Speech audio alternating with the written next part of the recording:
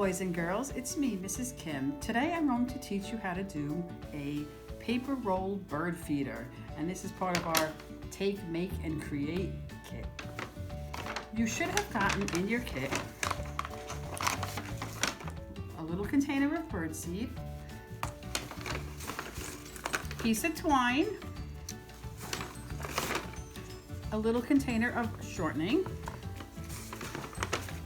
a paper roll, and last but not least, a craft stick.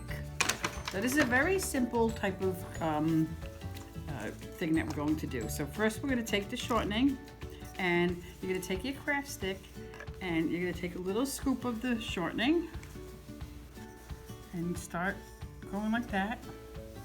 You want to get as much in as possible because the birds really rely on the fat in the winter of the shortening. So you want to go all the way to the one side and then all the way up to the next and try to completely cover it. And in the interest of time, I've completed one. Working just like that, see, all around.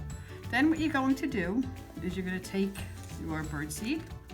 You could put it on a plate, or I'm just going to spread mine out right here on a piece of paper.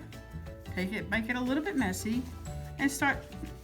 Even use the paper if you're using paper like that, around and around. You might have to go around a few times and then recollect it. And I actually did a sample one, and it's sitting outside the library, and it's been getting a lot of good use, so I'm very excited about that. So, around. You can sprinkle it however you want to do it. That should be good. Okay. Now it might look like you might not have enough birdseed, but believe it or not, it really covers up the whole thing. So once you have it all covered, you're going to take the piece of twine. If you want, you do not have to use twine. You can always just stick this on a branch, and that works too.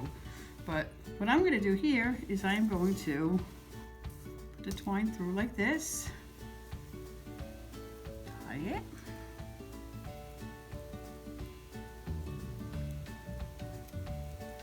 okay, there we go.